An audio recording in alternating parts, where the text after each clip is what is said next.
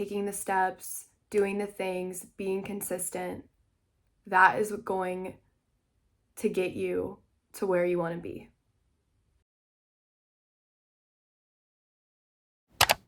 Welcome back, or welcome if you're new here. My name is Sofia and I'm currently a 21-year-old. I'm a rising senior, and this summer I'm working part-time at a marketing agency and documenting my life. Today I wanted to sit down and film a video just talking to the camera. I was on a hike last weekend with my close friend Sky, and we just started to talk about the advice that we wish we would have heard in our earlier years and just continuously as we're growing and we're in our early 20s.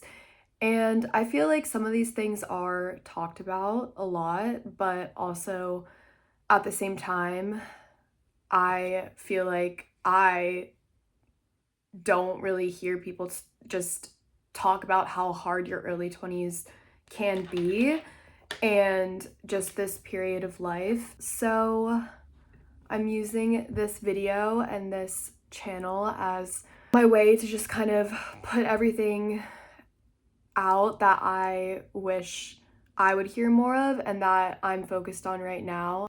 Getting into it. Okay, I heard this quote on my favorite podcast. I'll link it in the description. The quote is, "Anything in life is figureoutable."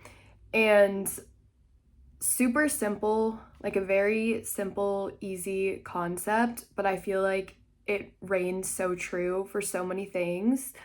I think that we as humans can just really doubt ourselves sometimes and think that we're not capable of learning certain things that just seem far-fetched or just almost seem impossible to do, or we can't start something new, we're stuck to one thing, or even just learning a new habit, a new skill, anything. I truly believe that no matter how old you are and no matter your situation, you can learn and figure out anything. And just one little example is I did not know my way around a kitchen until the summer between my freshman and sophomore year of college. I literally, guys, never cooked in my life. And one thing that I'm very passionate about is wellness. And so that summer I knew I needed to figure out how to cook for myself and what I needed to put in my body to fuel myself and just my way around the kitchen. And since then, cooking is one of my biggest hobbies. And I learned in a couple of months, and I have been getting better since then. That's one super simple example, but anything that you want to do or want to learn, you can totally do it. And I feel like just putting yourself in the mindset that something isn't for you or you can't do something is so untrue, and you really have to just have the mindset that anything you want to do in life you can figure out, and everything in life is figureoutable. Okay, second is the power of consistency. So this is something that reigns true in any aspect of life, whether you are wanting to get fit, if you're wanting to learn a new skill, if you're wanting to get better at your job, if you're wanting to be a better partner, a better friend, or learn a new subject in school or get better at a certain subject in school. Literally, the power of consistency is what will make the difference, because motivation is so fleeting, but discipline truly is what makes the difference. And this is something that I learned because prior to coming to college, I had a lot of motivation. I had a lot of just goals and just things that I wanted for myself. I came into college, I started my YouTube channel, and I had like such a big vision around what I wanted for it and what I wanted to do. And ultimately, I was not consistent with content I was creating. I wasn't consistent in certain career things that I wanted for myself my freshman year. And learning the hard way that if you're not consistent in your goals or your dreams or whatever you're trying to do, then they're not going to happen. So, truly, just doing a small thing every single day that is working towards whatever your goal is what is going to make it happen.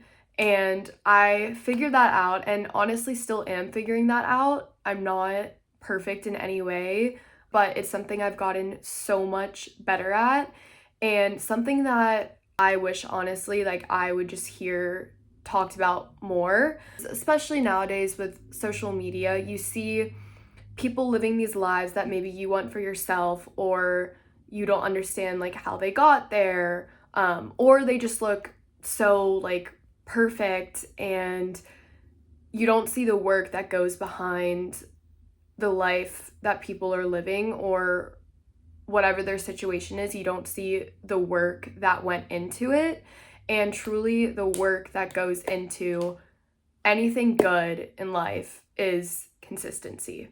Number 3 is the environment and the people that you surround yourself with, and just what you are consuming. So the people, the environment, social media, your day-to-day, what you talk about, all of that, it truly, truly shapes you. And one of the reasons that I decided to move to California, move to San Diego, and just attend SDSU, such a big pull for me when I was touring colleges and I was deciding where I wanted to be and what I wanted to be around and like the type of people I wanted to be around, was every single person that I met prior to coming here had such a great mindset on life and so many goals, so many hobbies, and just their outlook on things is truly what made me be like, I want to be around those people. I want my life to look like this in 4 years. This is where I want to be. And so it really does make all the difference. Obviously, you're not always going to click with the people around you, but if you can put yourself in the type of environment where the people around you inspire you and they make you a better person and they encourage your dreams and, hold you accountable, that is truly, truly going to make or break or shape your life. From what I've experienced, putting myself in a different environment around the incredible people that I have in my life made such a difference for me. And even just in work, like going into an agency in an environment where I really look up to the people that I work with, the people that are older and they have more experience than me, and I envision my future self as someone who is more like them. That is something that has really shaped who I am and my education and how I view the world and my morals. And so I think that's really important to think about, whether you're just like picking a college and going into college, or you are in college and you're looking into your early career and what you want out of life and what future you is going to want. Thinking about that and just it being talked about more is something that I think is super important. Point 4, the power of an abundance mindset truly changed me, because I think in high school and maybe even just like freshman year of college, I would look at other people or like what other people are doing either on like social media or like LinkedIn, like career, or like literally just even in person, like in passing or something like that, and kind of compare myself or beat myself up for not having the same things, or maybe like the same amount of education or like same grades or stuff like that. Like I would just compare myself and kind of get down on myself and be like, just putting other people kind of on a pedestal. And I read this book called Ask and It Is Given. Really good, highly recommend. Basically, it was all about mindset, and it was about the power of your thoughts and how what you think and the vibrations that come out of your thoughts truly shape your life. The book basically talks about how we're all our own creators of the life that we want. So, for example, if you wake up every day and you have a negative mindset and you go to the kitchen and you make coffee and then you spill it on yourself, and then that puts you in an even worse mood and you're like, great, like now I have to change, I'm going to be late for work. And then you're on the way to work and you're sitting in traffic and you're just thinking about how inconvenient it is that you have to sit and wait in traffic for an extra 10 minutes. And then you get into the office and the desk that you usually sit at is taken and you're sitting in a corner that you don't like. And then your boss gives you a new assignment and it's something that you're not super interested in, and so on and so on. You get what I'm saying. But basically, when you're in a constant negative mindset or a constant state of thinking of all the things that you don't have or all the things wrong in your life, then that is going to be your focus, and that is what your life is going to feel like. Everything is going to feel like it's lacking. Things are going to feel like you don't have what you want. Whereas if you have a constant mindset of gratitude, and even when things aren't exactly going the ideal way, looking at things with the cup half full, it's going to bring so much more abundance and so much more good into your life, because that type of mindset of, okay, I don't have this right now, but I will have this, and look at everything I do have right now already. Having that constant state of gratitude and that constant state of being happy with where you're at, but still working towards more and working towards maybe more of what you want, makes all the difference. And comparing yourself to you only and who the person that you were the day before is so much more important than comparing yourself to other people, because truly it's you against you. When you're getting 1% better every single day, that's all that matters. It doesn't matter what other people are doing every day or how other people are going every day. It matters how you are growing every day and what you're doing every day to feel good, to feel fulfilled, and to become the person that you want to be. And reading that book and kind of just understanding that how you think about things and your belief system shapes the life that you're ultimately going to be creating for yourself made all the difference for me. To wrap up the rant of that point of abundance is that there's so much in this world. There's so many opportunities, and everyone's opportunities are their own. Every opportunity that is meant for you is going to come for you with the right amount of belief and hard work and just being a good person and showing up every day. The things that are meant to come to you, they're all going to come to you. And just because other people have things that maybe you want for yourself or you don't currently have, does not mean that you are not going to have your own opportunities.